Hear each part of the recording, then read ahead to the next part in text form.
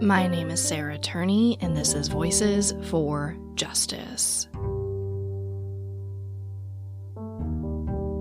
So, you might have guessed by the title, but today's episode is going to be pretty different from anything I've done in the past on this feed. Today, I'm discussing not the case of Maura Murray, but the climate around her case, and how that is directly affecting it today. If you aren't familiar with the case of Maura Murray, you will hear a brief overview of it, but I won't be going over it in any detail. That's because before I can even discuss Maura's case, I feel like I need to address this huge elephant in the room. The truth is, creators are being warned not to cover Maura's case. They are essentially being threatened to not cover Maura's case. And I'm one of those people, so let's talk about it. To get a full understanding of why I am personally passionate about this situation that's happening in the Maura Murray case, we need to step back a few years. Let's step way back to when I listened to my first podcast, Missing Maura Murray from Tim Polari and Lance Reinstierna. This is probably around the year 2016. I will never forget getting ready for work every morning with my phone blasting that podcast. Honestly, I couldn't get enough. The story engulfed me. But more than that, I began thinking about my sister. I thought, wow, I wish someone cared enough to do a super in-depth series about Alyssa like these guys did about Maura. So when I saw that the very case that highly inspired me to talk about my sister's case is now being treated like a taboo subject, I wanted to talk to you guys about it. Maura's case is obviously still popular. I don't think it will fully ever fall from the spotlight. In my mind, it's truly one of those infamous cases like JonBenet Ramsey, Natalie Holloway, or Madeleine McCann. For those of you that have been consuming true crime content for many years, you probably remember the documentary, the podcast, the articles, and even a book about Maura Murray. It seems like for a while there, the entire world was trying to figure out what happened to Maura, and everyone was giving their take on it. But somewhere along the way, that momentum slowed down. Now, this happens in true crime. Sometimes a story is everywhere, and then it kind of just tapers off as most people cover the story. But something else happened with Maura's case. Something darker.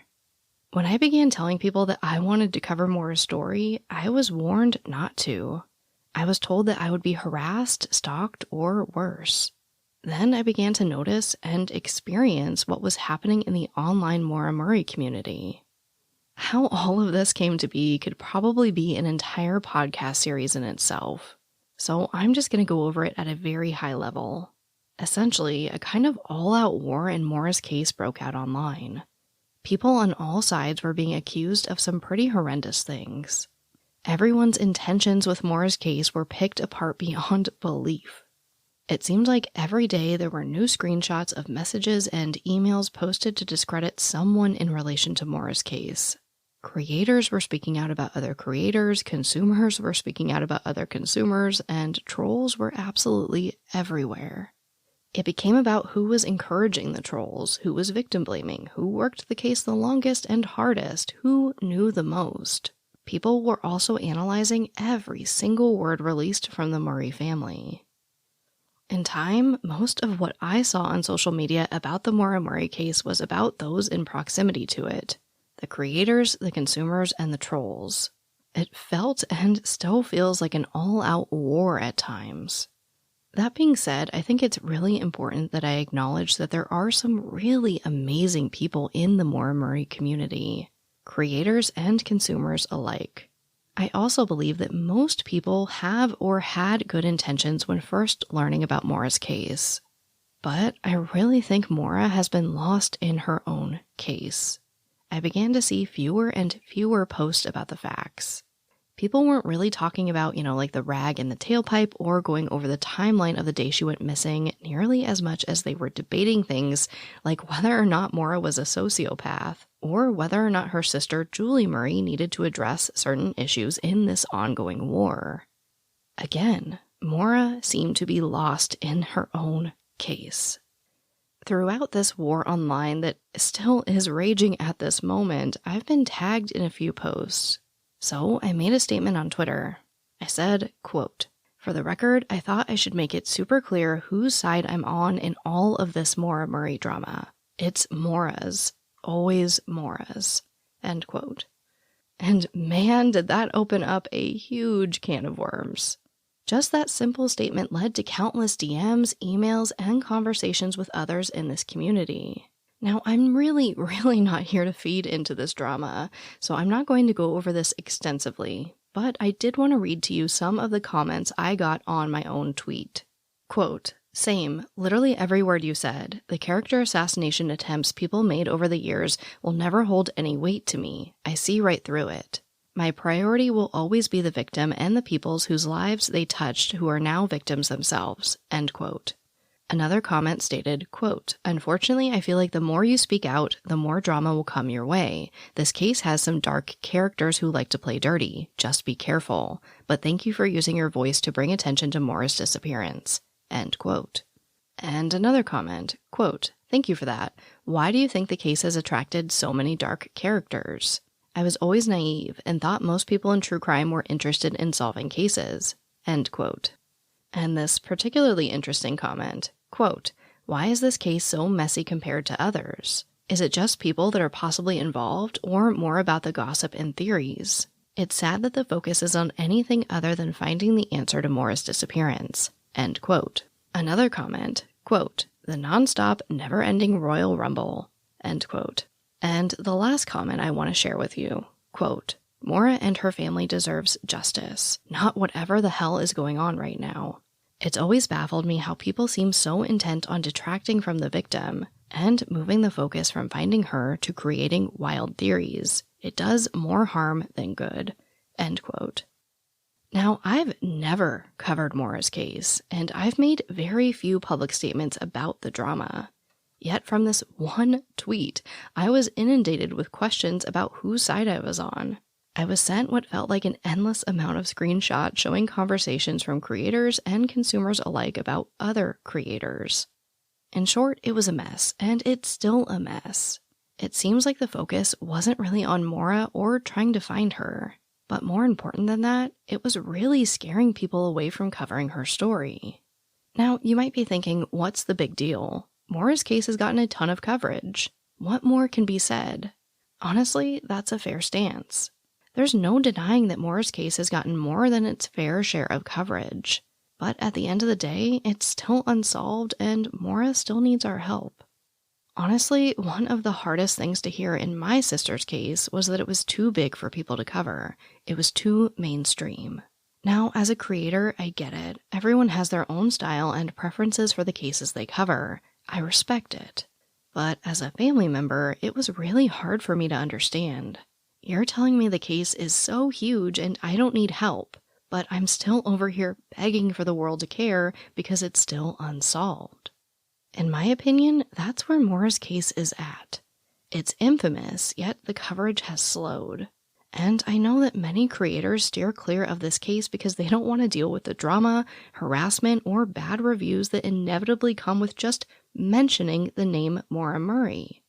Honestly, for a newer creator, or even for someone like myself, just a few dozen people outright attacking your credibility or attacking your podcast can literally ruin you. So I'm not here to blame any creator for being afraid to get involved. Honestly, I was and still am. But I think there are some questions here that are begging to be asked. Like, what about Maura? Should Maura's case take the brunt of the community's actions? Should the issues that surround these cases negatively impact the person who is missing? Obviously, in my opinion, I don't think it should be this way. Creators should not have to be scared to cover a missing persons case because of the online community that surrounds it. So that's why I'm here talking about it today. That's also why I wanted to reach out to Maura's sister Julie to get her take on all of this. After this quite lengthy introduction, you will hear a very candid conversation between the two of us. Now, I already know that this is probably stopping some of you in your tracks. Honestly, some of the drama, or whatever you want to call it, has included a lot of scrutiny over Julie's actions. And we do address that. The reason I wanted to talk to Julie is because at the end of the day, Maura's family are the people who have been there since day one. And they are the people, other than Maura, that are most affected by what's happening. Now, this may be a hot take, but in my opinion, creators can walk away from these stories whenever they want. As someone who is both a family member of a victim and a content creator, I can tell you that I can separate myself from the victims I discuss. Of course, they all weigh on my mind and my heart, but I am able to create some separation there. For Alyssa's case, I can't. I think about Alyssa constantly. I dream about Alyssa almost every night. Whenever there's a holiday or major life event, the thought of "I wish Alyssa was here" screams in my head. There is no escape for me from Alyssa's case because that's my life. The same goes for Julie and the Murray family. There is no option to fully walk away. But creators do have that option. You can research a case until you are blue in the face, but you don't sit in on those hard conversations between families and law enforcement, whatever it might be. You don't experience the bad days, the sudden bouts of sadness and feeling empty. You didn't experience 21 years growing up with Maura. You don't sit at the table at Thanksgiving thinking about how Maura Murray should be there. So whether you hate Julie or love Julie or any other member of the Murray family, they deserve to be heard because they are the ones who are most affected other than Maura herself.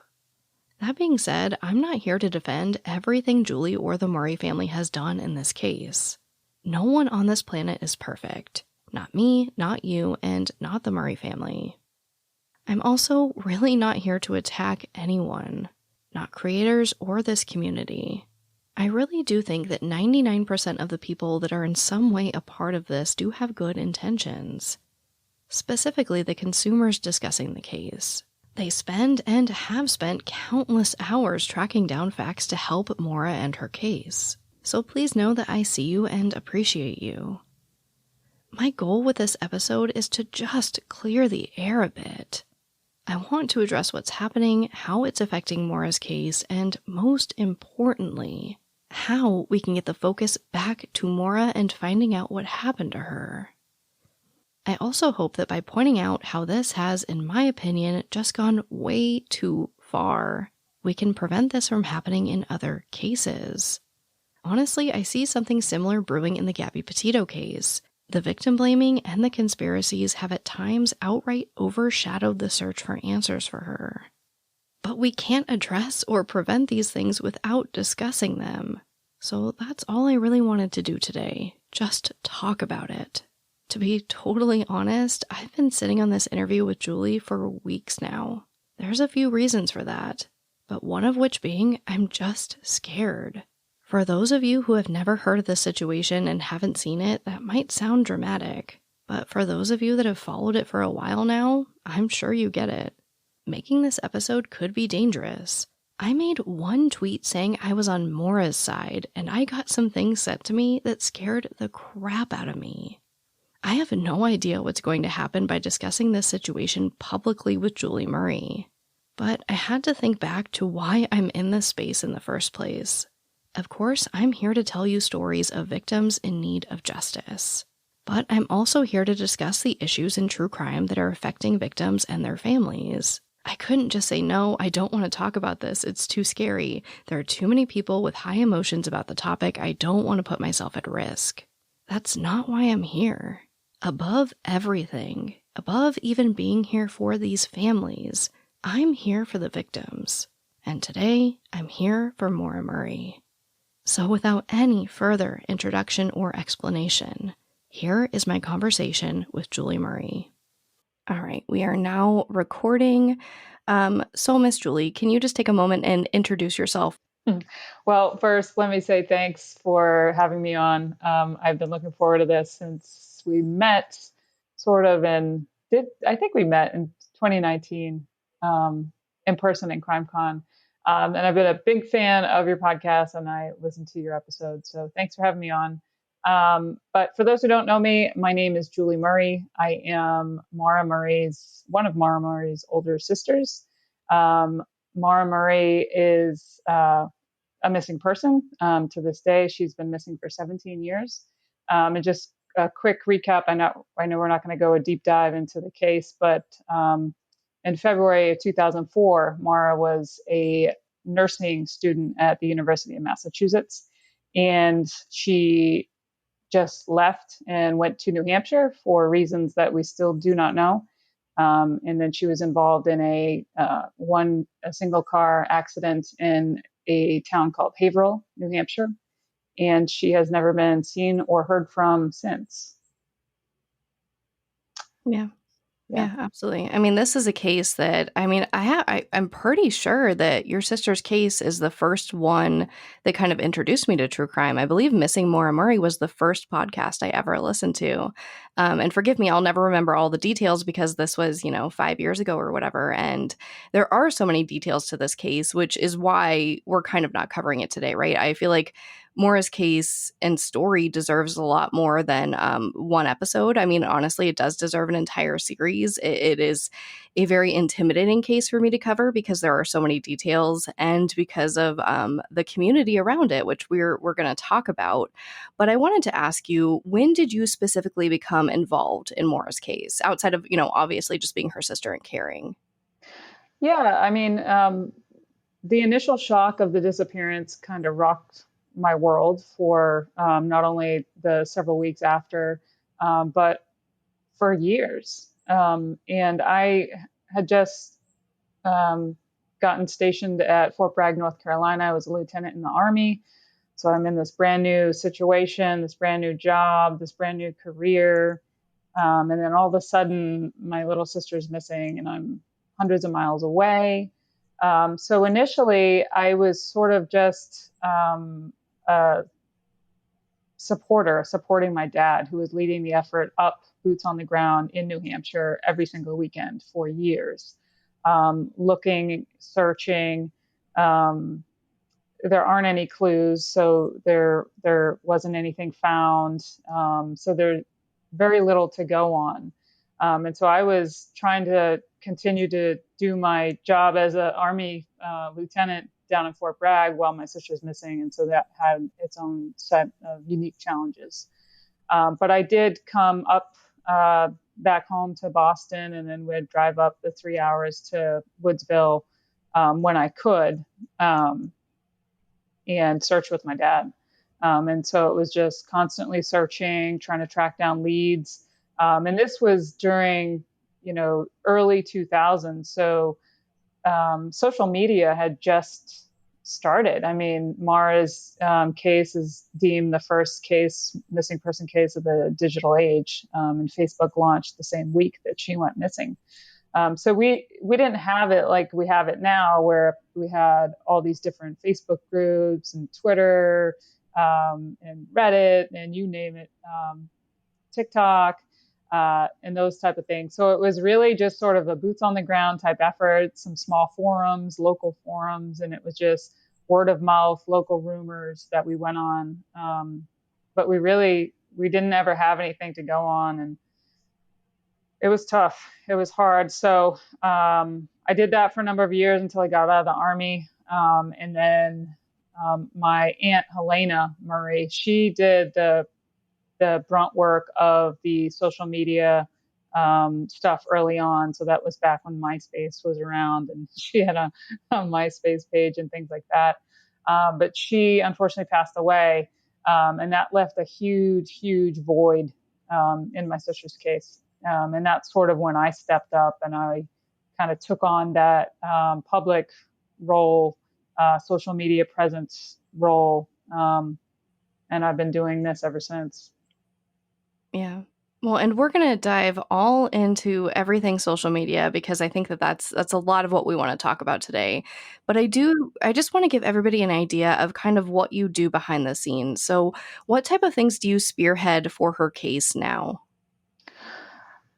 Oh, yeah, that's a that's a loaded question, but basically everything. So, I'm a lot of people get confused and they think families of missing people have we act like sort of a company or a corporation. I'm a one-woman show, and I have my dad, and he's getting old. He's still doing his thing, talking to people. A lot of people will open up to my dad and trust my dad and will tell him tips and things like that. So he works that. So I'll get in some emails or calls and they'll say, I will only talk to your dad. And I'm like, okay, got it. And I give my dad the number or the address. He drives right on up there. Even to this day, he's in his late 70s. He'll still do that, and talks to people. But I'm receiving emails. I'm running the website, managing the Facebook group with my little brother Curtis, and we have our silent supporters that choose to go nameless and be anonymous, but are certainly huge helps behind the scenes. So I'm definitely not doing this without support. I am the figurehead and the spokesperson for my family, the only one. And I communicate with law enforcement when and if I need to do that. Curtis and I will do podcasts, we do interviews, we do all that type of thing. Yeah, so you really are running the show at this point, outside of people who just want to talk to your dad. Right. Yeah. And of course, every time I call my dad every day, and we talk about I love that. where we want to go. Well, no, let me correct the record here. He talks about the weather and his flowers first Aw. and foremost. And then we talk about, okay, what are we doing? Where do we want to go next? What are we trying to track down? What have I heard? What has he heard? So although the case is technically considered cold because it's 17 years old, we're always churning. We're always doing something. I can relate to that 1,000%. Yeah. It may feel cold and old, but like not to us. There's always some new avenue that we haven't explored. At least that's how I felt. There was always something. There's no shortage of things you feel like you can do, whether that's another podcast or another search or contacting another agency. I feel like it's a never-ending to-do list. And again, I just kind of want to give the listener an idea of what you do and how much bandwidth this really takes, and going right along with that, if you had to guess, this might be a crazy number. I just want to get an idea how many messages, comments, emails, things that you're expected to respond to. How many of those do you think you get a week or a month? Well, as you know, it ebbs and flows. So whenever there's a media hit or a podcast released or something happens online, I get a ton of messages.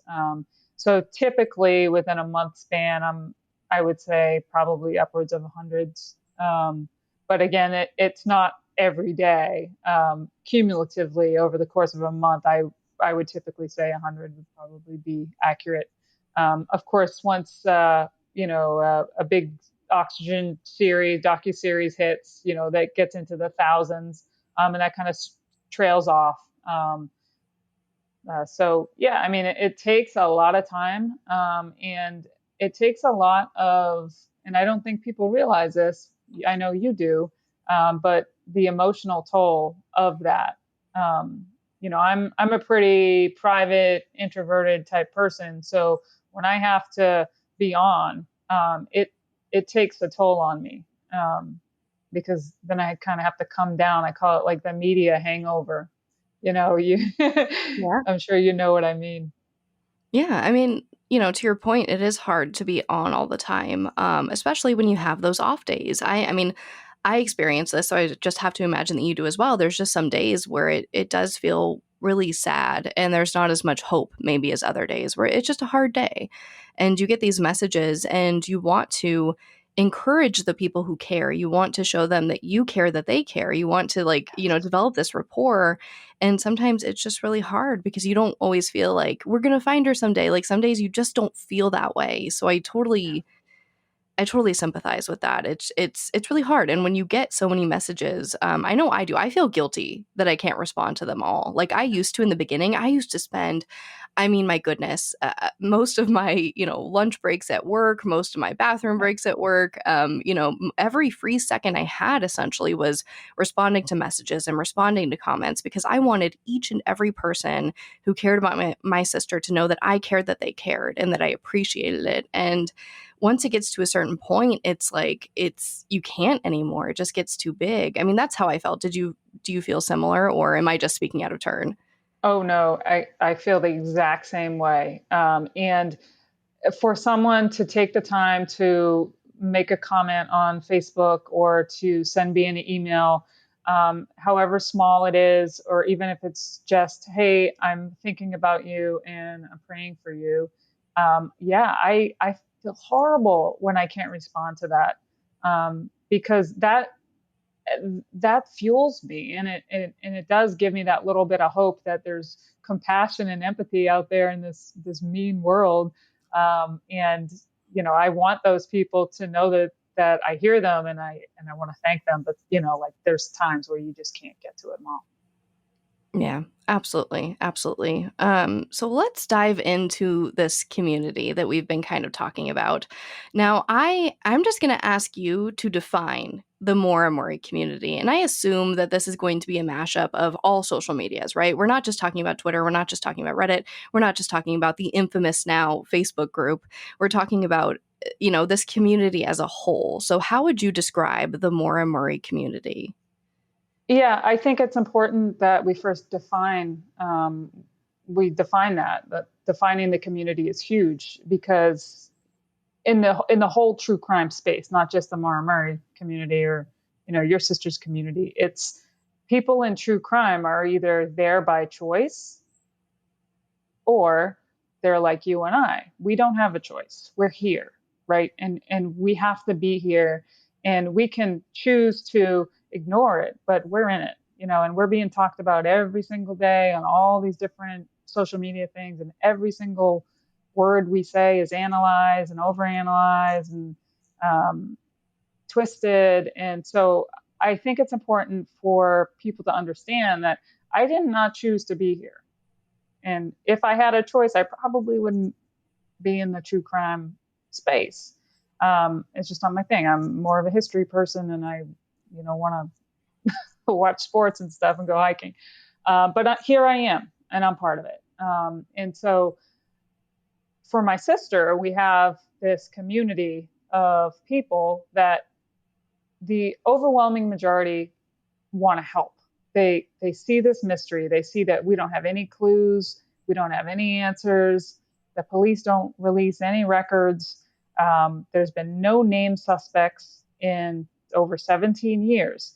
And so as a society and as a Maura Murray community, we want to problem solve, and people want to help, and they want to solve this problem, and they want to see, if they can piece it together and find that one missing piece. And I need that. And families of missing people need that. I mean, I don't have to tell you that. So that's the vast majority. However, there are some people inside of this community that are obsessed with wreaking havoc on others. I don't fully understand it. It's toxic, and it's a big distraction. And it's almost like there's these little trolls. There are these little there's one or two puppet masters that are, releasing all these trolls to distract. And it's very, very easy to distract in a case such as my sister's, where there's no answers. So there's so many rabbit holes. It's not like I can lay out facts and say, no, that's wrong. That's not a good theory because X, Y, and Z, and here's the evidence to prove it. It's wide open. And I describe it as sort of like a storyteller's dream, because you can tell whatever story you want.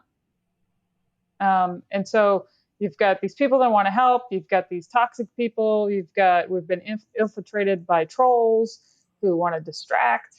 And it's just a jumbled mess as of late. And I am trying to keep the focus on Maura, but it's very, very difficult, and it's very challenging. So I also, as we spoke about earlier, I'm balancing all these different kinds of things. So I have to be careful that I'm not spending my entire time in the internet world trying to referee people fighting over things that are irrelevant. Yeah, absolutely. Well, and I think a good question to ask here, since you brought it up, is, how much responsibility do you feel you have to moderate this community, to speak up for anyone in this community? And do you feel like an influencer in that sense, where you are kind of elevated above this level in which you need to direct this community? I think that there's, at least from the tweets that I've seen, there's been many people who have said, Julie Murray needs to say something. Julie Murray needs to command her followers to do X, Y, and Z.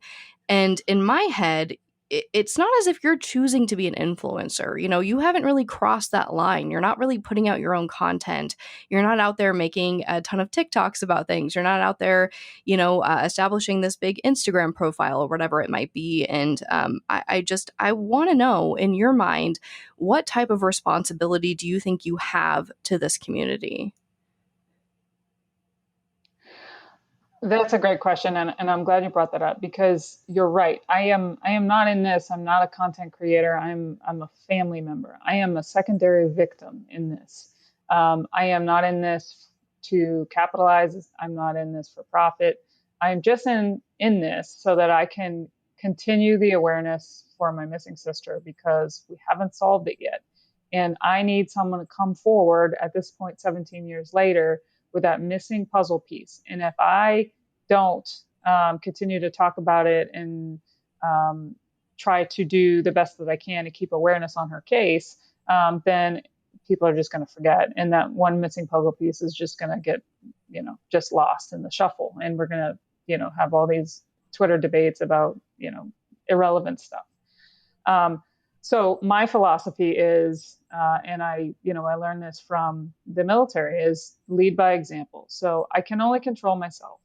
So what I'm going to do, and what you will see from me always, is that I will take the high road 100% of the time. I'm not in this. I'm not an angry person. I'm not vindictive. I have been wronged. I certainly have been wronged, but I am not that person that's going to go and lash out. I've got to maintain my focus on Maura and finding her. And if I get distracted by anything else, then I am doing a disservice to my missing sister. And I will not do that. So I lead by example. People can choose to follow me and follow my example, and treat family members and treat Maura's memory with respect and dignity, or they can choose their own way and go down to a lowbrow approach. But I'm not going to do that. Having said that, I should not be held responsible for the actions of others. There's many, many people in this community that have reached out to help. And as a desperate family member, I don't really discriminate over who can help me and who can't. Do I agree with a lot of the transgressions behind the scenes? Absolutely not. And you're not going to find me doing any of that or any of that on my record. And so I'm sort of in this catch-22 where it's like, I need all this help. I need this media attention. But at the same time, people are demanding things from me when, in fact, they should be demanding statements from public officials. I'm not a public official. I'm a family member. People need to go to the cops and demand statements from them, case update from them. Where are we 17 years later? Don't demand from me a statement like you're entitled to that type of thing, because you're not. And having said all this, I need to make myself very, very clear. I don't condone any of the behavior that is causing people to be afraid, that is threatening, that is bullying. And again, I go back to my philosophy. You will never see me doing that. So I ask people, follow my lead, because that's all I can do. Yeah. I mean, it's a really sore topic for me, right? Is demanding things from family members. I think if you're truly in this to help, why are you following back up demanding things from these family members? I think it's a weird space that we're in, where people will generously donate their time and their money, but there's a lot of strings attached. And I feel like not everybody, but there's certain situations where you're like, hey man, like I thought you were just here to help. Like I don't necessarily have time or resources to do X, Y, and Z that you're now attaching to this help that you gave me. And I feel like that's kind of, it's very unique to family members in this space. And I feel like it can easily turn on you, right? Not responding to an email turns into she doesn't care. You making a broad statement instead of addressing something, by name, using someone's name as opposed to making a broad statement. It's, well, she's suspicious. It turns so quick, and it's really insane. And to be totally honest, I spend a lot of time on social media looking at these communities, not just Maura's community, but other communities, because I am so enthralled by this topic of ethics and true crime, and I want to learn more about it. And that comes down to the consumer, right? It comes down to the people making these posts. So I see a lot out there.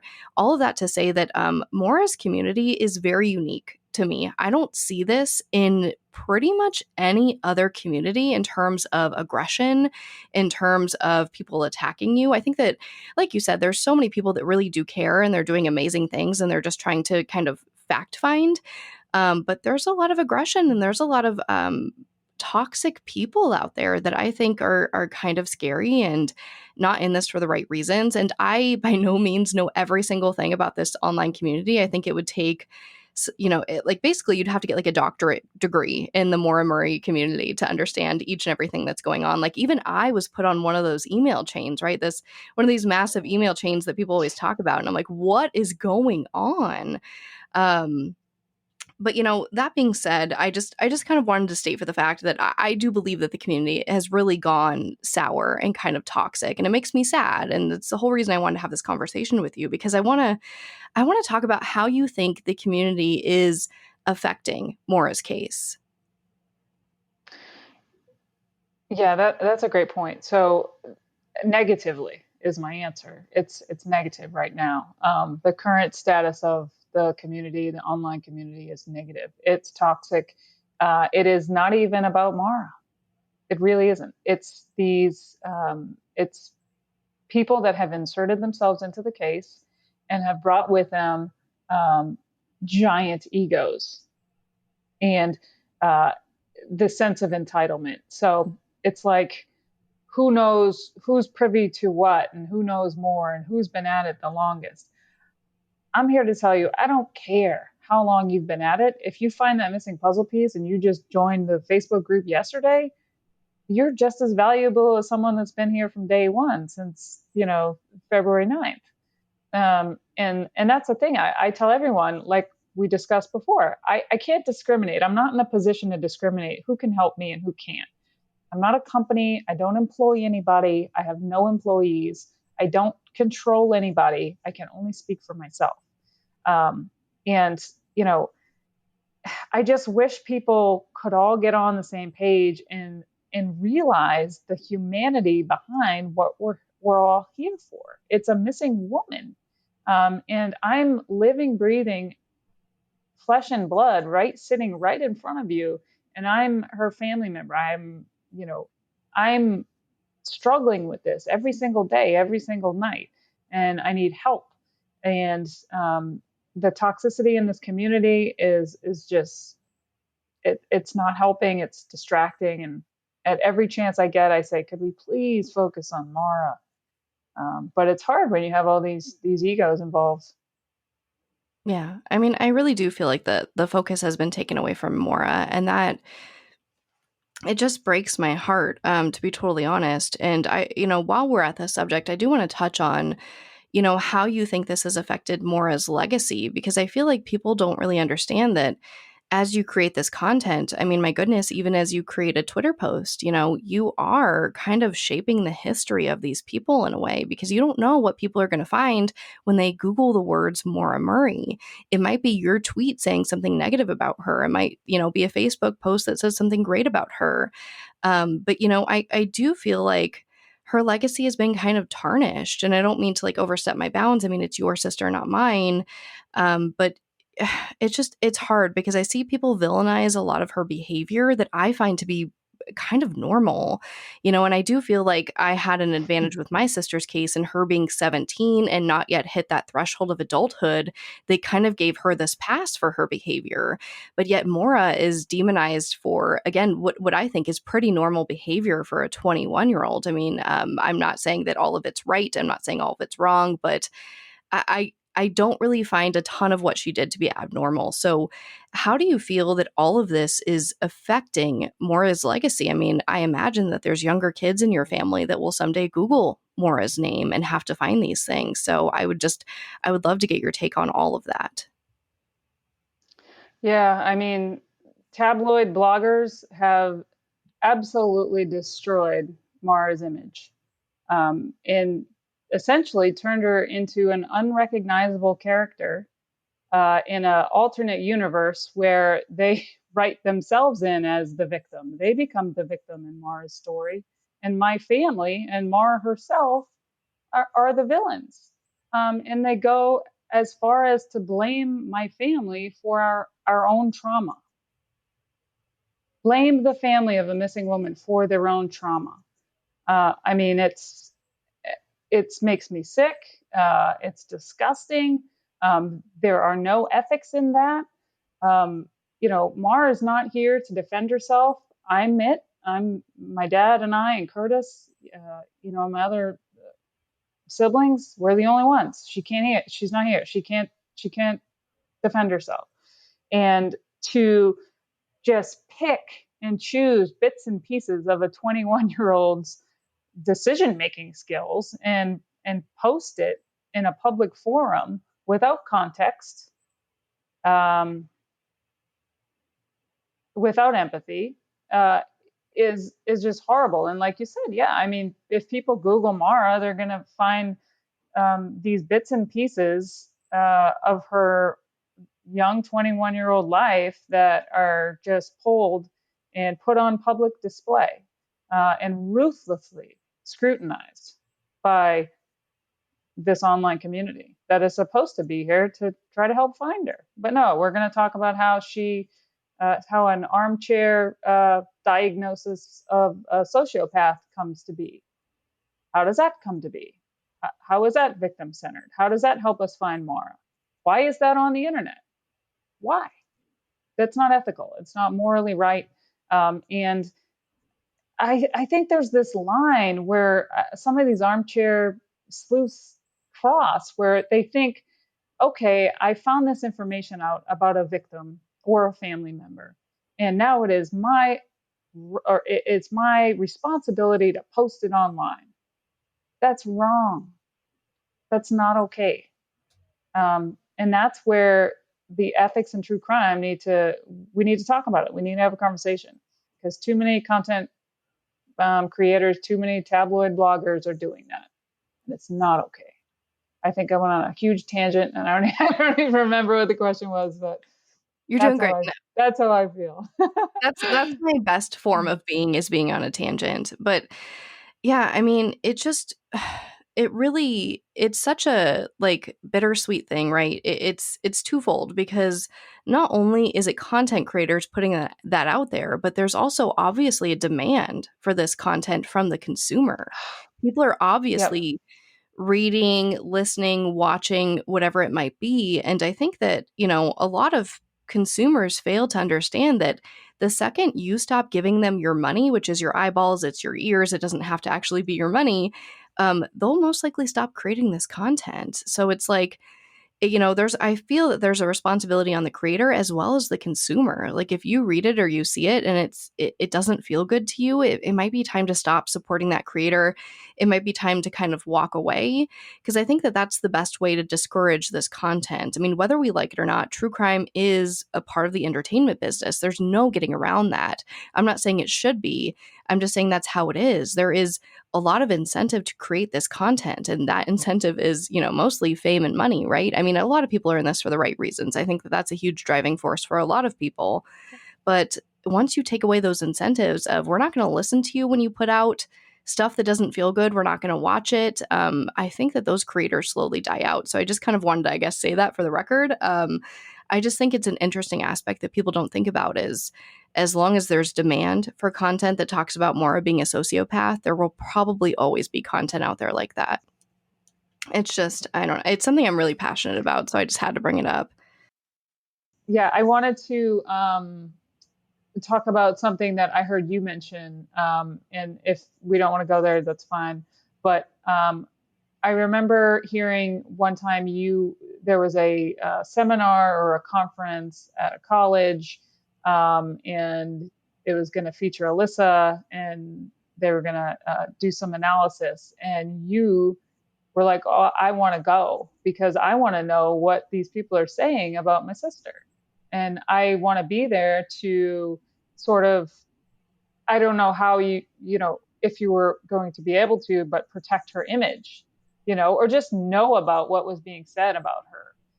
I feel that the same way. And it's an impossible task for you and I to be in attendance or read everything that's written about our siblings.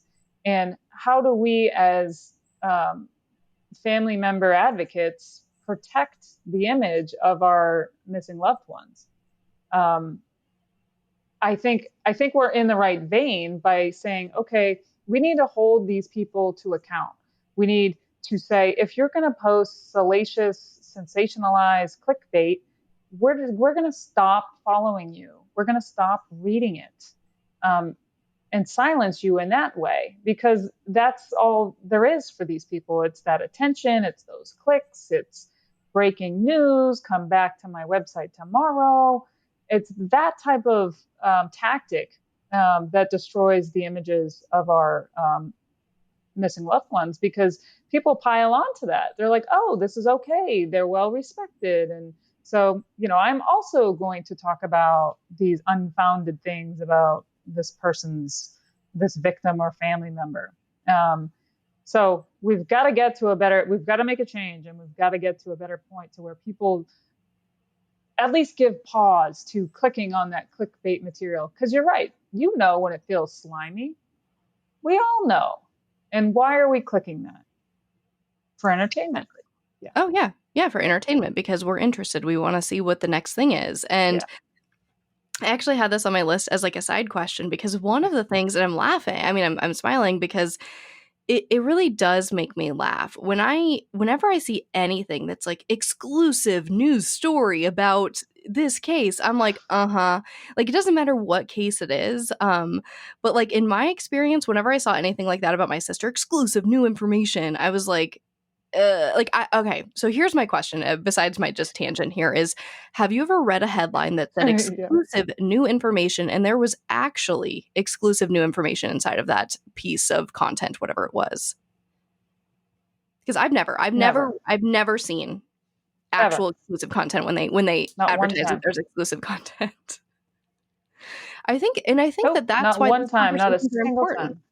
Yeah, like, people don't get it. I think that they think, like, we know, and we're hiding back. Like, Julie, why didn't you talk about this exclusive content? You're like, because breaking news, it's not exclusive. Breaking news, it's not new. Like, these are media tactics that go back decades and decades, especially with true crime cases. Like, it's clickbait is what that is. And I wish more people would see that. So hopefully we can, like, set the record straight here that if you see something in true crime, unless it's like a fairly new case, right? Because obviously this doesn't apply to every case, but most of the time, if you see something about an old case that is like exclusive breaking news and you're hearing it from one person as opposed to all of the media or whatever, it's probably just clickbait. Yeah, and that's been my life for like 10 years, is dealing with that. How do I approach those clickbait tactics when I know it's not true? I've gone so far as to write on my Facebook group, hey, if there's any new case information, it's going to come from me. It's going to come through law enforcement, through me.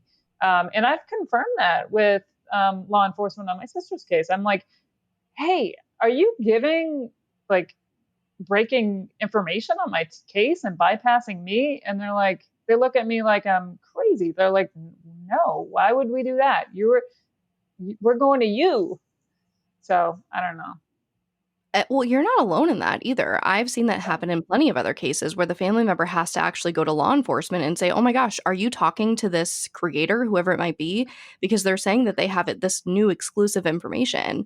And law enforcement's like, "Absolutely not. I have no idea." I've had to do that myself. I've had to go to law enforcement and say, "Are you giving this person exclusive information that I'm not getting?"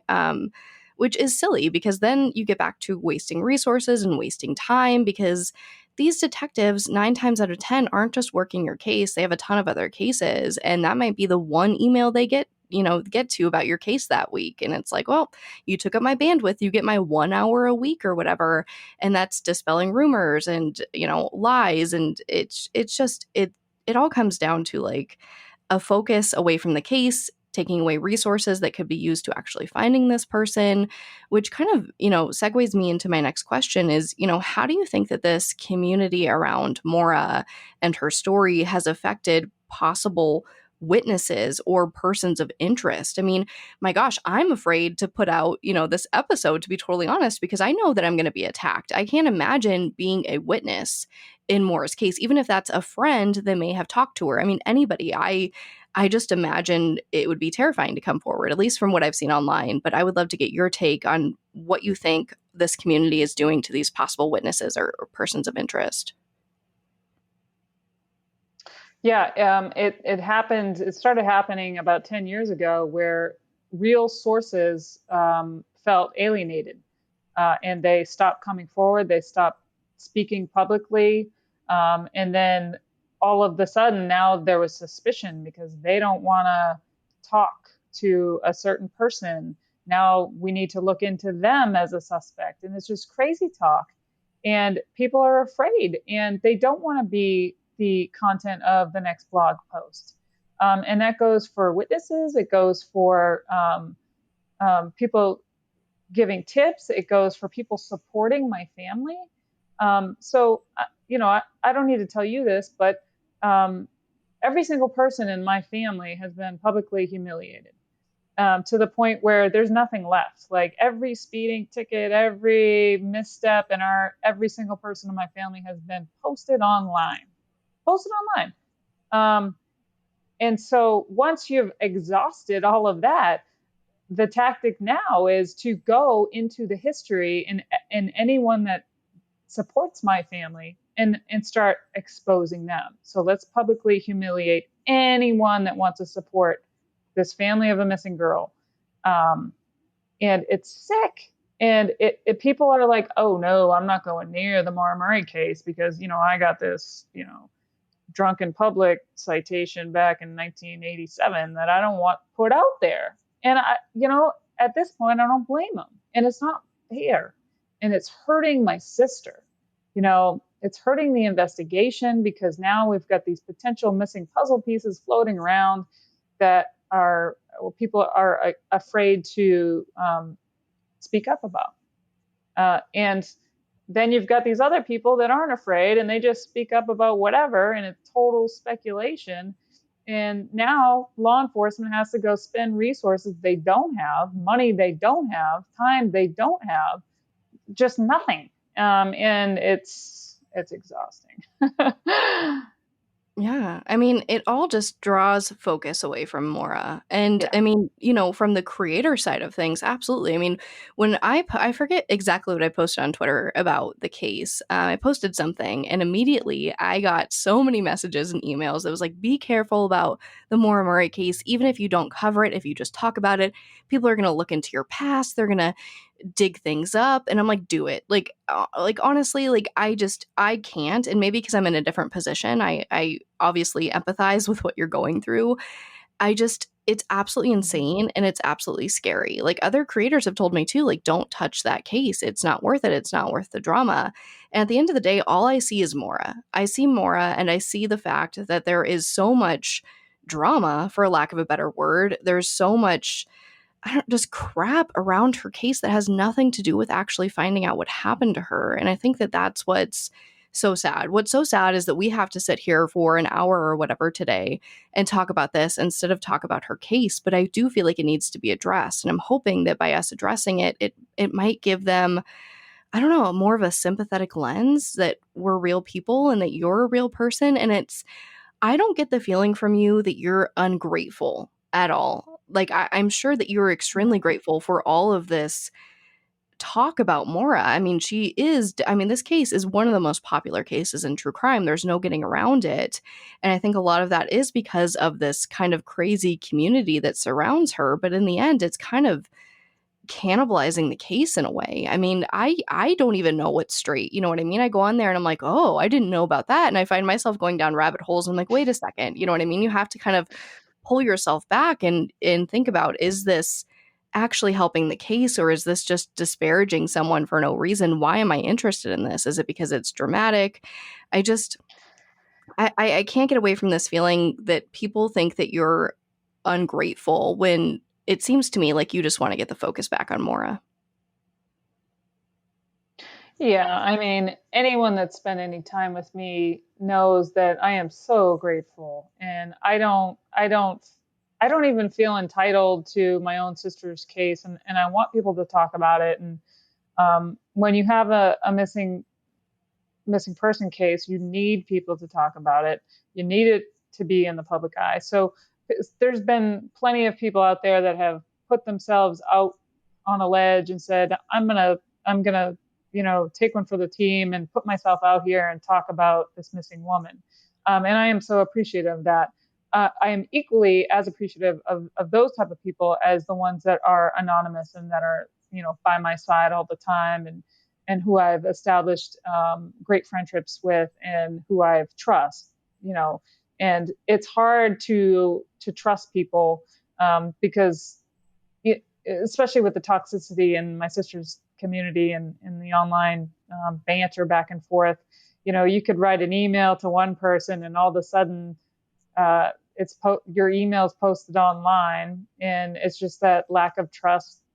So I have a very small group um, that I do trust, and that's sad too because I've got this huge community, but I'm sort of afraid myself, um, and it shouldn't be that way. I mean, all the facts and everything that we know should be on the table, and there should be no fear of being exploited for that. So it's not only exploiting Mara herself, my family, um, but anyone trying to help. And it just doesn't make sense. And I think it goes back to these egos in these communities that we have where people think they have a sense of entitlement, and this case is mine. And if there's anything to be known, it's going to come from me. And I want the story. And,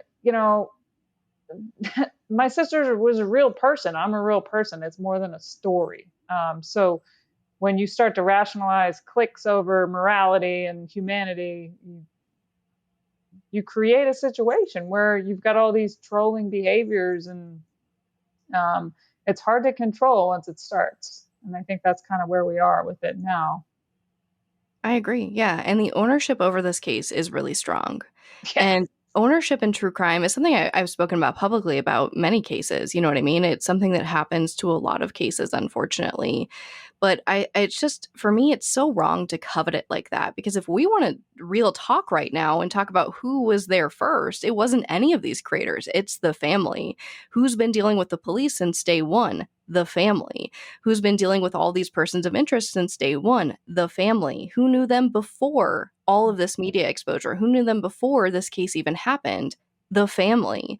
Those are really important things that I think creators forget about. And I think that they kind of swoop in and do a bunch of research and then assume that they're the authority. I had the same thing happen with my sister's case. You know what I mean? I had a journalist be credited for all of the media attention after my father was arrested. And it's like, I do believe it was a combined effort, right? But like I was the one putting in, I mean, honestly, hundreds and hundreds and hundreds of hours to try to get this media exposure. And it's not that I want the credit, it's that I think it's really toxic for creators to take any type of ownership over these cases, to say, I've put in X amount of hours, I'm the authority on it, I own it.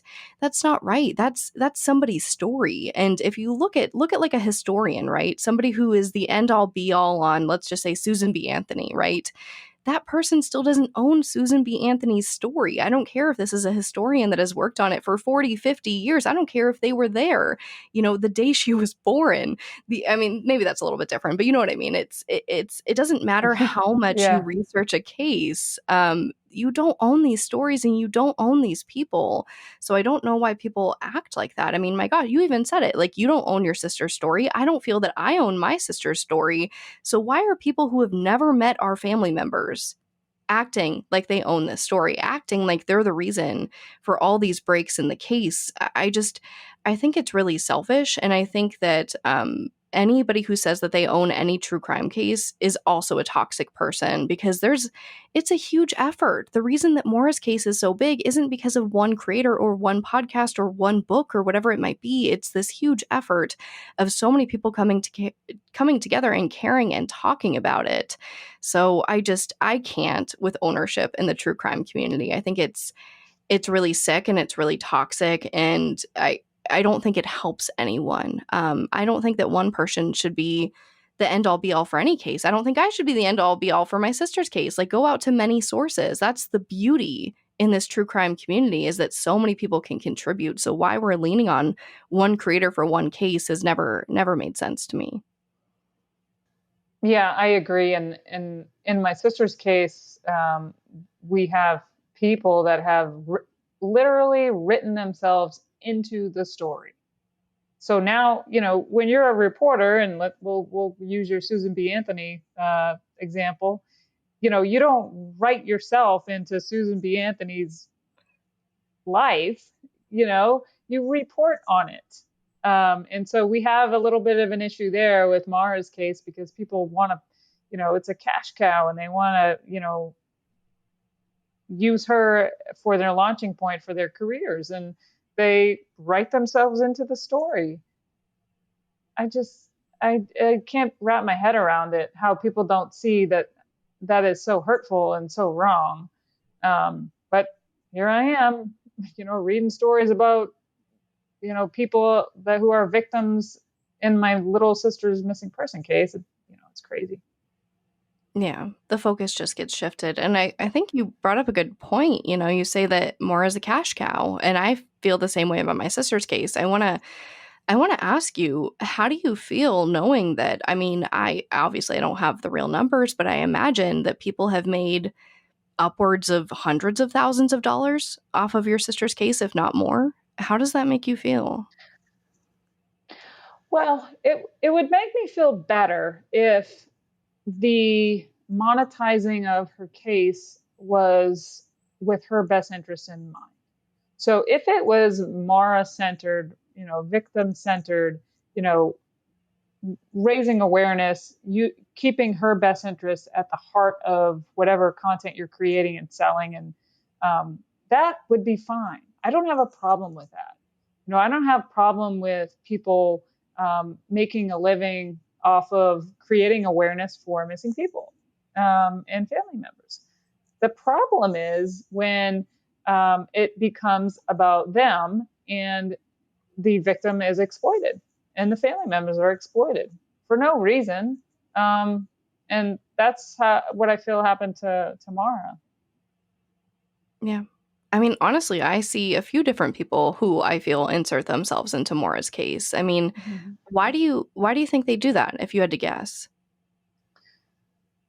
For attention, to make themselves, I truly believe that almost all of them came in with pure intentions of, hey, I think I can be the one to solve this.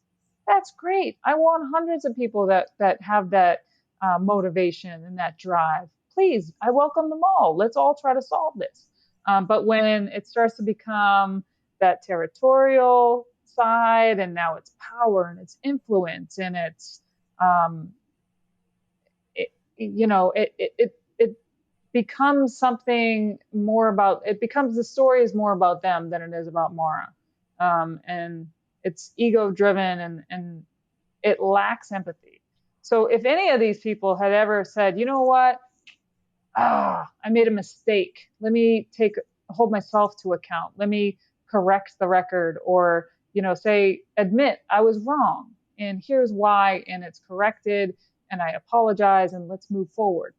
I would be okay with that too. But that doesn't happen because the egos are so big. And of course, I've had people that have admitted to me privately, hey, I screwed up and I want to apologize for any pain that I caused. And I really appreciate that because, we're not perfect. I'm not perfect. I make mistakes all the time.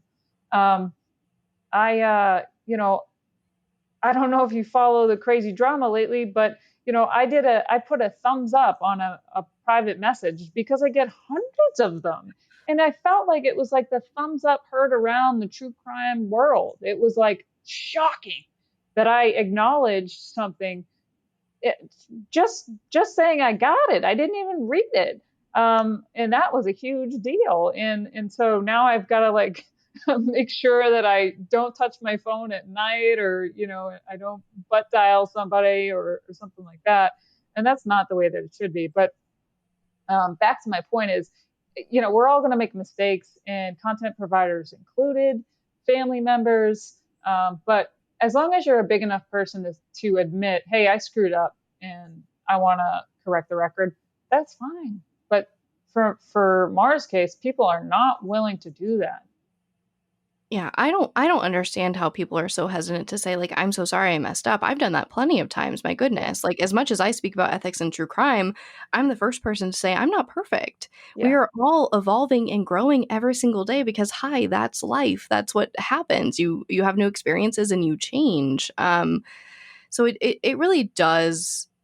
It does kind of drive me crazy that people can't just have that humility and say, "Hey, I think I did something wrong. I'm sorry. Maybe you guys shouldn't do the same thing."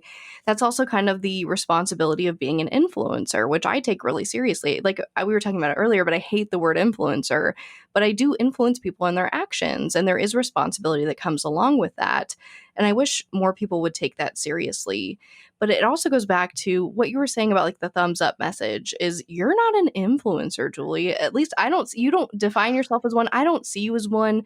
You're not putting out your own content. Like I said, you're not building up these massive social platforms to help raise awareness, which I mean, I don't blame you for. I totally get it. I don't feel like you should be held to an influencer standard. And to your point, you're getting, at least 100 messages a month, if not more. I do the same thing where you kind of skim it. You don't read the whole thing. You might put a heart or a thumbs up. And then people are publicly posting this. And it's like, okay, like, so you're damned if you do and you're damned if you don't. You want me to respond. But if I respond, you're going to put that online and you're going to scrutinize it to death. You're going to overanalyze it to death. When a thumbs up to you is just like, great, got your message. Thanks for caring. Bye. And you didn't think anything of it, and now people are kind of holding it against you. So I think you're damned if you do and you're damned if you don't. I think people are either going to see you as non-responsive or um I just it just makes me feel terrible for you because I felt this and I felt like I've been in similar situations. Damned if you do and you're damned if you don't. So what do you do besides live your life and try to navigate it the best you can? Yeah, I mean it's definitely difficult, and I want people to know if I'm responding to something, I'm going to put words to it or put a voice to it. That wasn't a response to anything. I don't understand why I got so much flack for that. But it's fine. Like I can handle it. But again, it's like walking on eggshells, and if I feel that way, how do other people feel that support my family, that have reached out to help, but are like, oh, please don't like mention my name. It's sad. Yeah. It is. I mean, I think that there's an expectation for family members to walk into this space knowing we're going to get hurt and knowing that we're going to be criticized. I mean, and it comes down to, well, don't you care enough? Like, why don't you care? Aren't you grateful? Oh, you're not grateful. Maybe she's suspicious. It's this huge, and so and it's laughable. Like, we're not laughing because we think it's funny. I'm sure. I mean, I No. apologize. I'm not trying to speak for you, but I think these things are kind of hilarious because it always goes down the same path. Why isn't she grateful? Oh, that looks suspicious to me. And it's like, dude, like, we are just people trying to navigate this space. And maybe today on a Tuesday at 11 a.m., I don't feel like fighting with you or whatever. Like, I just, it breaks my heart because I feel like there's kind of no winning, and we walk into these spaces knowing that we're just going to be picked apart and criticized. And again, I feel very fortunate. I feel like I've been kind of blessed in a way that, my sister was 17, I was so young, I didn't get a lot of the brunt that I see you get. So I just want to make that totally clear, as I do feel like I do have a privilege in this space, and that I've avoided a lot of that, not all of it. I've certainly seen my share. But it's just, I mean, do you feel the same way? I feel like family members are just walking into this space knowing they're going to be, that it's going to be even harder than just dealing with the normal situation. Yeah, I mean, I know I'm going to get attacked. I know after this podcast, someone's going to say I used the wrong word, or my phrasing was, suspicious, or maybe I'm hiding something. I mean, come on, guys. Like, I'm looking for my little sister. I don't know where she is. I don't know what happened to her. I am not trying to protect somebody that did her harm. Okay? Like, why would I do that? Why would I put myself through all this pain and suffering and put myself out there like this if I'm like, I really know what happened to her, and I'm hiding things? Come on. Like, that's that clickbait mentality. That's a tabloid headline. That's not real life. That's not what I'm doing here. Trust me. I wish I had some answers. I don't. And, it's unfortunate as family members that we have to go through this. And, but it is one of those things. And some family members, like, we spoke about earlier, some family members don't have the resources or aren't equipped to be able to speak out. And I feel like I am, and I am able to, I have a, I take the high road. And even when I do that, like, I could say some stuff, but I don't. But you should see my draft folder. Yeah. Oh, I'm sure. Yeah. I hope, and that's one of the things I do. I write out what I feel and then I delete it, because it's not helping us find our missing loved ones. And so I usually am very measured and show great restraint. But I'm lucky that I have the emotional intelligence to do so, because not everyone does. And pick me apart all you want. Put me on Twitter and tell me, I'm hiding all these secrets and I actually don't want to find my sister. That's been said. People have said, Julie doesn't want to find her sister. Are you kidding me? Sorry. No, don't be sorry. No, that's and we're kind of reaching the end here, where I feel like I'm ready to be on tangents and talk about whatever we haven't talked about before we get to how to get the focus back on Maura, which is how I want to end this. But yeah, I mean, you're exactly right. I've seen the same things. I had someone on TikTok make over 100 videos about me and my sister and talk about how I never wanted to find her body because somehow if I find her body, I stop making money. In some way that made sense in his head or whatever. And it's disgusting. And I don't think people realize how much we go through, yet we still show up online. We know that we're just going to get beat up all day, every day, yet we do it for the cause. We do it for our sisters. We do it because that's what we feel is right, as opposed to content creators that can walk away at any time. They can walk away, no strings attached. They don't have to go to family reunions and avoid, the topic. They don't have to see headlines and be triggered. They don't have to wonder what this person's going to put out next about my family member. Is it correct? Is it not correct?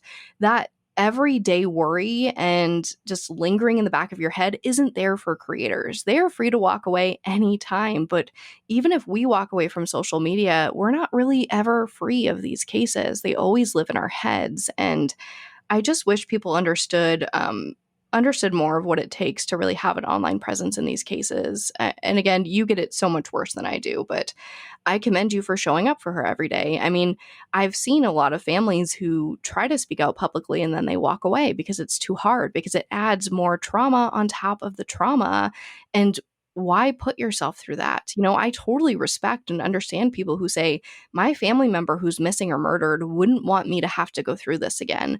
I'm going to walk away. I think it's for the best of for everything. And I don't blame them for a second. And I wish that there were more people that understood that so we can foster a more caring community for when these families want to come out and speak, because it's really scary and it is really hurtful sometimes. And I hate that it is that way. Yeah, and we need the family members to speak about the human behind the story in most cases. You know, for my sister, she's widely seen, but nobody knows her like I do. And it's the same for Alyssa. No one knew Alyssa better than you. And it's the same story over and over with all these other families. We need to be more empathetic, show more compassion for family members, give them the space and the support that they deserve, to speak about their loved ones as humans, and not as clickbait and, in my case, villains. Um, I think we're headed in the right direction. I think there's sort of a slow churning of this movement, and people are kind of realizing the more that we talk about it. So I think I've called you a true crime hero multiple times, because you're not afraid. I mean, I was blown away when I listened to how you just went in like a boss to the police department, and you just like handled yourself with such composure. I'm like, she is a badass. Um, so I think the true crime space is very, very lucky to have you. So, I I want you've inspired me to take sort of that same approach with law enforcement, in my own sister's case, because you know law enforcement in my sister's case is a big black hole. They don't tell me anything. We sued them. They don't give us any records. We don't know what the progress is. And similar to you, there was a change of personnel, like right there. Like all of a sudden, the lead detective is not the lead detective anymore. Same thing happened to me recently, very recently. And I'm like, what do you mean the lead detective isn't there anymore? Why am I getting these returned emails from who I've been communicating with for over 5 years? He's just gone and nobody told me. Not any sort of courtesy, not any, hey, I wish I could have done more, or, I'm leaving. Nothing. Just a return to sender email. That's what I got. That's insane. So that's insane. Yeah. I mean, at least you got an email from Detective Anderson saying, hey, I've been reassigned, or, whatever the case was.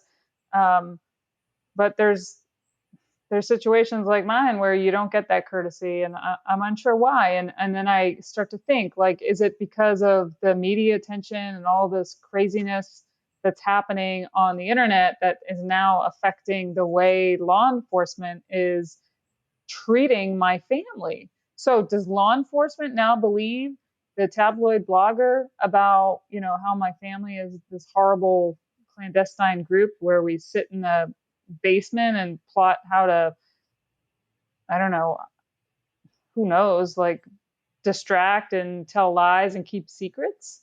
I What a don't know. mastermind plan. The amount of time and planning that would go into that, my goodness. Oh my God, I know. So, I'm on another tangent, but I just wanted to say that, I've seen and I've heard, and you've inspired me, with your approach with, no bullshit. I'm just going to roll in like a boss and demand answers. And I think more family members need to start doing that, and hold, especially public officials, hold them to the line. Give us an update. What are you doing?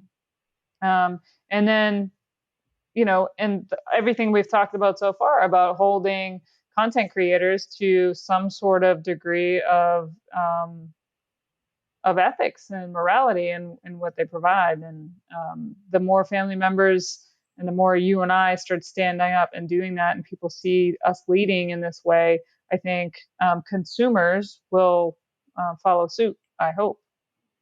No, I totally agree. Well, first, I just want to say, like, you're one of my heroes. Like, you're one of the first people I saw in the space, and I was like, damn, I want to be like her. Like, I think you're a boss. Like, you Oh, were in the military. Like, you're a boss. Like, I went into those meetings shaking. I am the person that like won't return my food if it's like completely wrong. Like, I am 1,000% that person. Like, no, it's fine. Like, don't even worry about it. It's like you have to kind of become this person for your loved one. You know, when I spoke with police, I'm like, what would Alyssa do? You know what I mean? She wouldn't back down. She would fight with facts. She would be a badass. And that's kind of what I embodied. But I worked with kids. Like I said, I was that person who wouldn't even return food. Like I hated yeah, social media. I was afraid to leave my house for several years. I think people don't realize that. I didn't have yeah, like an early 20s. Like I didn't go out to clubs. I was terrified. I had really bad social anxiety. So I had to overcome so much to do this for my sister, and I don't regret it for a second.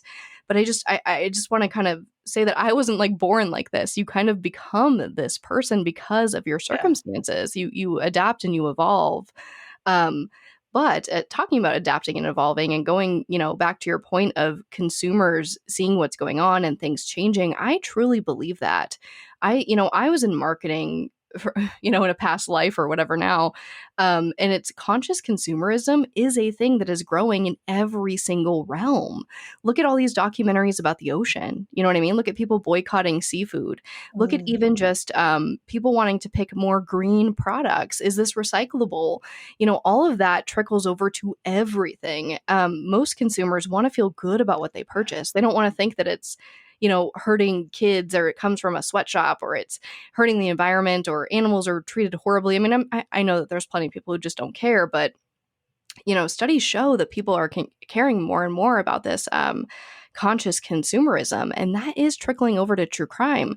I don't think that you see things reported quite like they used to be reported. It used to be like, it's just all these sensational headlines, right? Like, rebellious teenager leaves stepfather from, abusive household coming up next at 9, or, pregnant wife leaves after suspicions against the husband. Like, people don't like that anymore. They want to connect with these people. They want to connect with the victims. They want to know that they're being treated correctly. I think that this style of true crime where it, no offense to Lifetime, but kind of it sounds like an old Lifetime movie where it's very sensational. It's very over the top. It's very dramatic for no good reason. You're going down rabbit holes on topics that the creator is well aware doesn't work out, right? Like the blood on the shirt, and we'll talk about it for 20 minutes and it ends up being animal blood. And it's like, yeah, come on. I see that consumers are tolerating that less and less. And mm, I just think that we're going to look back in 10 years or so, and people are going to think, what the hell was going on in true crime? Why did people find this acceptable? I mean, you see the same thing happening with YouTube right now. Like, I don't know how much of YouTube you watch, or like how much you're up to date with these influencers, but people are going back to these mega stars and influencers. Somebody like Shane Dawson, for example, like millions and millions of followers and has been huge on YouTube for a decade or whatever. People are going back and they're like, wait a second, that content wasn't okay. Like, none of that is okay. What are we thinking? And they're getting held accountable now. And I truly think that in the next decade or so, we're going to see a huge wave of that happen with true crime. People are going to look back and say, why did we tolerate this? And how did we tolerate this? People are actually getting hurt by these actions, and I consumed it and now I feel bad. I think it's going to take a little bit of time. I think it's a little bit slow coming, but I think it will happen for true crime. I mean, there is no other genre in which you can be so sensational about such a delicate topic. I've dug deep into like serial killer merch, for example. I'm sure you've seen mm, posts about it, right? There's yeah, these horrific t-shirts that's like choke me like Bundy and eat me like Dahmer or whatever, like just really gross stuff. And if you look at any other tragedy, that doesn't happen, right? If you Google true crime t-shirt, you will find the most horrific stuff. If you Google Boston bombing T-shirt, you don't find that. If you Google Sandy Hook tragedy T-shirt, you don't find that. Why is it in the true crime space, once mm, it enters this realm, that we feel that we can be sensational about it in that way, that we feel we can joke about it? Everybody said it's just a joke. It's just a mm, joke. It is, but at the expense of who? At the expense of these victims. It's a gross joke. And I'm not saying we need to be totally PC and you have to stop hurting people's feelings. Like, I feel like I have a pretty good middle ground of that, but these things are really unacceptable. Like, in no world would anybody be able to walk around this earth in a September 11th t-shirt mocking the victims. Yet we do that in true crime, and you're told to chill out, you're told to calm down, you're told it's just a joke. Why is it when we enter this true crime sphere that it's like anything goes and we can joke about anything? I don't understand how we've gotten here, and I hope that we get away from it. But I think it's truly only something that happens in true crime as opposed to other tragedies, if you will. Yeah, I totally agree. And I think, I never thought of it the way that you described about like walking around in a 9/11 shirt. That's just unacceptable. I think part of the problem is most of true crime creators are a single person, maybe two people, and they act as the researchers, the interviewers, the producers, the editors, the HR department. Like they have complete total control. So there's not a whole lot of guidelines. There's no legal department saying, I don't think that's ethical. And so when you're sort of in that, you've got that tunnel vision where you're not objective anymore, and you're infatuated with the killers instead of the victims. It's a dangerous place to be. And on a smaller scale, I see it in Maura's case where there's an infatuation with the peripheral people, and people are obsessed with all these people on the periphery who are not part of the story, that are not part of the case. And it's this power struggle, and it's like, why are you infatuated with these people on the side on Twitter and all this stuff?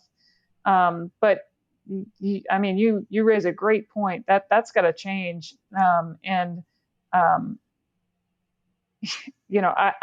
think that we can do our small part in trying to help that and make that change, but um, we're going to need the whole community, the whole true crime community, and all the consumers to be like, you know what? Let's ditch the Ted Bundy, I love Ted Bundy t-shirts. It's not okay. Yeah. And we'll get there. I mean, I think that there will always be a sect of people who enjoy that old school true crime, if you will, that more sensational. And I Yeah. get it. Like, I kind of have to respect where we've come from and how we've grown and how we've developed. And it's hard for me to say I have to respect it, but I do. I get it. I respect it. I try to understand it. But I think you used a really good word there, which is infatuation, which I think is what has really happened in Maura's case. It went beyond caring and wanting to solve it and wanting to help with just being infatuated with it, which, to try to not go on any more tangents, which I certainly do enjoy with you. Maybe we'll have to do just like a tangent, episode sometime, but that would be so, we'd get in so much trouble. But I want to talk about Yeah. and ask you, how can we get the focus back on Maura? Get away from this infatuation and more of just the focus on the facts and wanting to figure out what happened and spreading awareness in a positive way. Yeah, the first thing we need to do is to realize that we're talking about a real person, not a character. Um, like I said earlier, Maura has become this unrecognizable character. I don't even recognize her. And that's a shame. And the more that my family can speak of her as a real person, more empathy we can allow into this space, the more people are going to be like, oh, maybe I shouldn't, slut shame Maura, a 21-year-old, for, having sex. Like, come on, like, what are we doing here? And I think we're getting there. I think people's eyes are starting to open a bit just in Maura's little community. But it goes for true crime as a whole. Realizing that there's a real person here, realizing that there's a real family left behind in the wake of a tragedy, and treating those people with just basic respect. Because right now, I mean, I don't feel like my family has been respected. we haven't been shown the humility that I think we deserve from many of the so-called authorities in my sister's case. So I hope to change that, but it is going to take some time, and I'm going to do my part in that. We'll see where it goes. Yeah. Well, hopefully this conversation helps. I mean, who knows? We might just be feeding the trolls, but I think it's a risk worth taking. It needs to be talked about. Like, I'm sick of it being in the shadows. I really am. Like, I'm sick of it being like family members need to shut up and be grateful, because we can be grateful while also saying, hey, I don't like that. Hey, I think that that's not the best thing for the case. That's okay. I don't know why we're not allowed to say those things. So again, maybe this is just troll fuel, but I wanted to just talk to you about it and get it on the record and get your side of things, because I feel like you're demonized a lot and I feel like people aren't really listening to you. So I hope that, I don't know, hopefully this makes a small difference. I don't know if it will, but those are kind of my hopes and dreams for this episode. Yeah, well, I mean, it felt good to talk about it. It feels good to talk about it with somebody that knows what I'm talking about and can empathize and relate to some of the struggles and challenges that I've faced. So I just thank you for the opportunity to do this, and I hope to collaborate and do something again. Oh, absolutely. I mean, I will forever be in your inbox, Julie. I feel like we've been talking on Twitter for like years now or whatever. But yeah, so I do want to say, for anybody out there listening, maybe a content creator, please don't be afraid to cover Maura's case. I don't think that that's what Julie wants. And again, I'm speaking for you and you're literally right here. But I mean, I would assume at this point that you would encourage other creators to cover her case. Like, don't be afraid of the backlash. It's just don't be afraid. Please just think of Maura first is kind of what I would like to, impart with everybody. Yeah, I agree, and I encourage people to reach out to me directly, and I can, talk about Maura. I know Maura. I grew up with her. We shared a room together. I have some amazing stories and insights, and she's not this monster that you read about on these blogs. And she was a wonderful, multi-dimensional human who had her flaws, and I am always more than willing to talk about that, and then also the actual facts of the case. That's what we need more of, and I think that's what's best for Maura and her legacy. And I hope one day to find that missing puzzle piece to where we can solve it. But it's going to take people who are not afraid to come forward with information that they might know. Absolutely. Before we close out, is there anything else you wanted to say? Any other tangents you wanted to go on? Anything at all? I mean, I could go on forever. But no, I mean, I think we hit home the major points, and I think it's pretty clear that, there needs to be some sort of ethics in this space. And I'm going to do my part, and I thank you. And I look forward to chatting again. Absolutely. All right. Thank you, Julie. Thank you so much for listening to today's episode. I truly hope this conversation helped clear the air a little so we can get the focus back on Maura. Again, I know so many of you care about this case, and I thank you for that. The bottom line is Maura still needs coverage. She still needs help. For more information about Maura's case and how you can help, please visit mauramurraymissing.org. Maura Murray was last seen on February 9th, 2004 in Haverhill, New Hampshire. She is a white female with brown hair and green eyes.